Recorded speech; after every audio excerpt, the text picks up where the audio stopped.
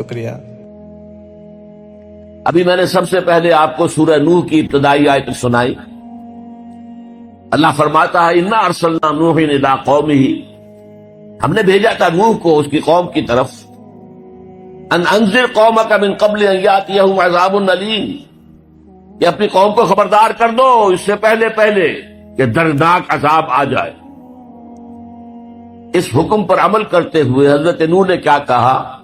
یا قوم اعبدوا اللہ واتقوہ واطیعون، اے میری قوم کے لوگوں اللہ کی عبادت کرو، اس کا تقوی اختیار کرو اور میری اطاعت کرو۔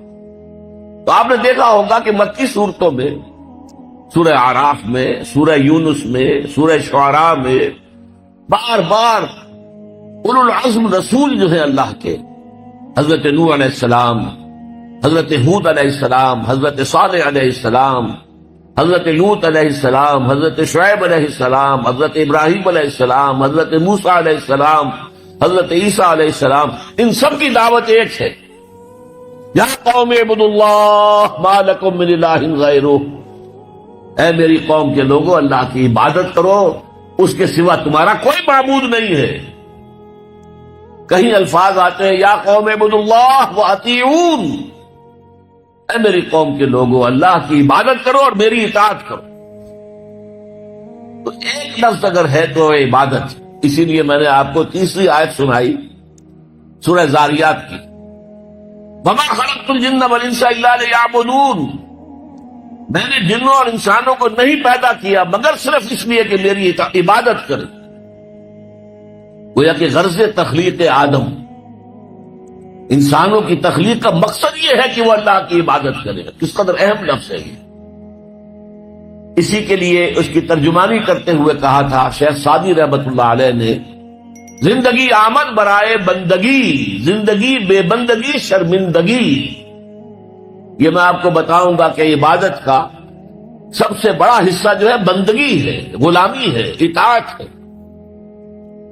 انسان کا مقصد تخلیق عبادت ہے۔ البتہ اس میں جو بات سمجھنے کی ہے وہ یہ ہے، عبادت ہمہ تن، ہمہ وقت، ہمہ وجوہ درکار ہے۔ اللہ کی بندگی، اللہ کی غلامی، اللہ کی عبادت، اس کا تقاضا کیا ہے؟ ہر وقت، ہر آن، ہر لحظہ، ہر معاملے میں اللہ کا حکم مانا جائے۔ اس لیے کہ آپ کہتے تھے غلام کو، آج کل غلامی کا وہ تصور دنیا میں کہیں نہیں ہے۔ غلام اپنے آقا کی ملکیت ہوتا تھا، غلام کو جب چاہے آقا قتل کر دیتا تھا، اس پر کوئی مقدمہ نہیں تھا، نہ 302 کا، نہ 303 کا، نہ 304 کا، کوئی مقدمہ نہیں۔ بالکل ایسے جیسے آپ کی بکری ہو، آپ اس کو ذبح کریں، گوشت کھائیں، بانٹیں اپنے دوستوں میں، تو کوئی آپ سے پوچھ سکتا ہے بکری کیوں ذبح کی؟ اسی طرح آقا جو ہے اپنے غلام کو اگر ذبح کرتا تھا تو کوئی اس سے نہیں پوچھتا تھا تم نے کیوں کیا، اس لیے کہ میرا غلام ہے، میرا غلام تھا، میں نے اس کو ذبح کر دیا۔ اچھا، آج ہمارے ذہن میں سب سے بڑا نقشہ آتا ہے ملازم کا۔ یہ ملازم جو ہے، جس نے ملازم رکھا ہے، امپلائر اور امپلائی ریلیشن شپ کیا ہے، زیادہ سے زیادہ وہی ہمارے سامنے آتا ہے۔ لیکن اس میں آپ نوٹ کریں گے کہ ملازم ہمہ وقت نہیں ہوتا، اس کی ملازمت کا وقت مقرر ہے۔ پہرہ دار ہے، 12 گھنٹے پہرہ دے گا رات کو، اس کے بعد جا کے سوئے گا۔ اگر وہ کھانا پکانے والا ہے، کھانا پکائے گا، کوئی اور کام آپ نہیں کہہ سکتے۔ آپ کہیں جا کے میرا ٹوائلٹ صاف کراؤ، وہ صاف کہہ دے گا جناب میں آپ کا خانسامہ ہوں، میں آپ کا کھانا پکانے کے لیے ملازم ہوا ہوں، ٹوائلٹ صاف کرنے کے لیے تو نہیں ہوا۔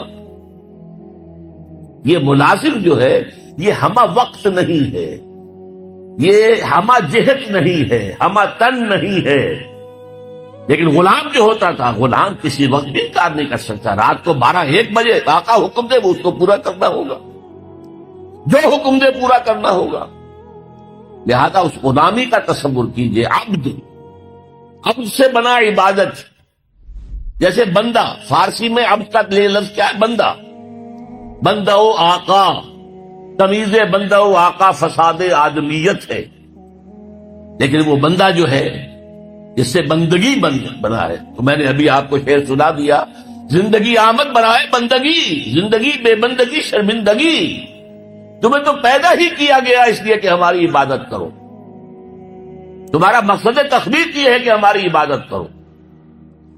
تو یہ عبادت ہے ہم تن، ہم وقت، ہم وجود، اللہ کی اطاعت، اللہ کی غلامی، اللہ کی بندگی. بدقسمتی سے ہمارے ہاں تصور، ہمارا جب زوال شروع ہوا ہے تو یہ کوئی 2-4 صدی کی بات نہیں ہے، 1000 سال سے ہمارا زوال زوال زوال زوال زوال چلا آ رہا ہے. اس زوال میں ہمارے مفہوم بدل گئے ہیں، ہمارے معنی بدل گئے، الفاظ کے اصطلاحات کا مفہوم تبدیل ہو گیا ہے.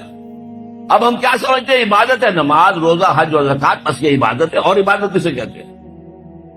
بہت غلط بات ہے. سوچئے، اگر عبادت یہی ہے نماز روزہ، تو کیا ہم 24 گھنٹے نماز پڑھتے ہیں؟ اللہ نے کہا میں نے پیدا ہی کیا عبادت کے لیے. تو کیا 24 گھنٹے روزہ رکھتے ہیں؟ کیا 12 مہینے روزہ رکھتے ہیں؟ کیا ہر وقت 24 گھنٹے نماز پڑھتے؟ نہیں. یہ نماز، روزہ، زکوٰۃ، حج، یہ عبادات تو ہیں. وہ اصل عبادت ہے بندگی، اطاعت، غلامی، جو ہمہ وقت ہے، ہول ٹائم، ہمہ جہد، ہمہ وجود، اللہ کی اطاعت. البتہ اس میں ایک چیز کا اضافہ کیجیے، اطاعت مجبوراً بھی ہوتی ہے. آج سے 60 سال پہلے انگریز حکمران تھا ہم پر، ہمیں اس کی اطاعت کرنی پڑتی تھی، لیکن ہمیں انگریز سے محبت تو نہیں تھی نا. اسی طرح بنی اسرائیل غلام تھے آل فرعون کے، حکم تو مانتے تھے، بیگار میں پکڑے جاتے تھے، کام کرتے تھے، جانے بھی دیتے تھے، لیکن وہ فرعون سے محبت تو نہیں کرتے تھے نا.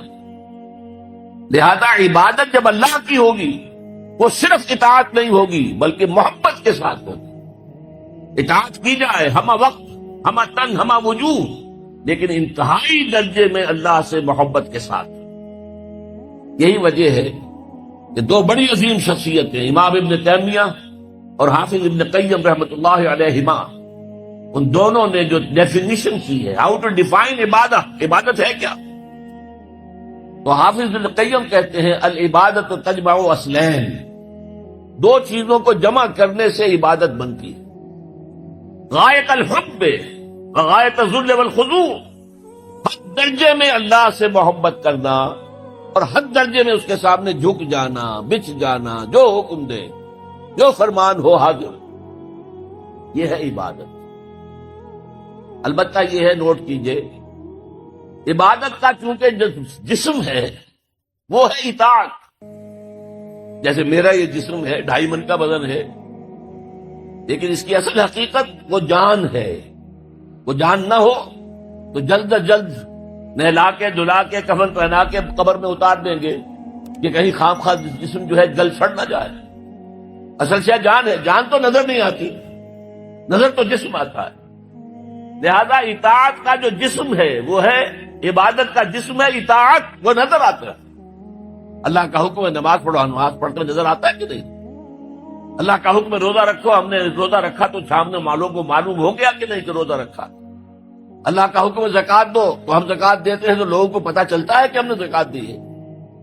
اللہ کا حکم ہے کہ اگر صاحب استطاعت ہو تو حج کرو، تو جب ہم حج کرتے ہیں لوگوں کو نظر آتا ہے کہ ہم حج کر رہے ہیں. لیکن یہ عبادت تب بنے گی جبکہ اس میں حد درجے کی محبت شامل ہو جائے. الا لا ایمان لمن لا محبت له، الا لا ایمان لمن لا محبت له، الا لا ایمان لمن لا محبت له. جس میں یہ محبت نہیں ہے اس کا کوئی ایمان نہیں. محبت اللہ کی نمبر 1 اور محبت اس کے رسول کی نمبر 2. یہ دونوں محبتیں ہوں تو ایمان ہے، ورنہ نہیں. قرآن میں فرمایا گیا والذین آمنوا اشد حبا للہ، اشد حبا للہ. اشد کا لفظ آپ جانتے ہیں، شدید ترین. جو واقعی صاحب ایمان ہے وہ شدید ترین محبت کرتے ہیں اللہ کے ساتھ. اور رسول نے اپنے بارے میں فرما دیا بہت خوبصورتی سے، لا یؤمن احدکم حتی اکون احب الیہ من والدہ وولدہ والناس اجمعین. تم میں سے کوئی شخص مومن نہیں ہو سکتا جب تک کہ میں اسے، اس کے باپ سے، اس کے بیٹے سے اور تمام انسانوں سے زیادہ محبوب نہ ہو جاؤں. تو یہ محبت روح ہے، نظر تو نہیں آتی، نظر آئے گی اطاعت کہ آپ نے اللہ کا حکم مانا، رسول کا حکم مانا، لیکن یہ اطاعت عبادت تب بنے گی جبکہ اللہ کی محبت کے جذبے سے سرشار ہو کر اللہ کی اطاعت کی جائے۔ تو لفظ عبادت کا پہلا اطلاق اطاعت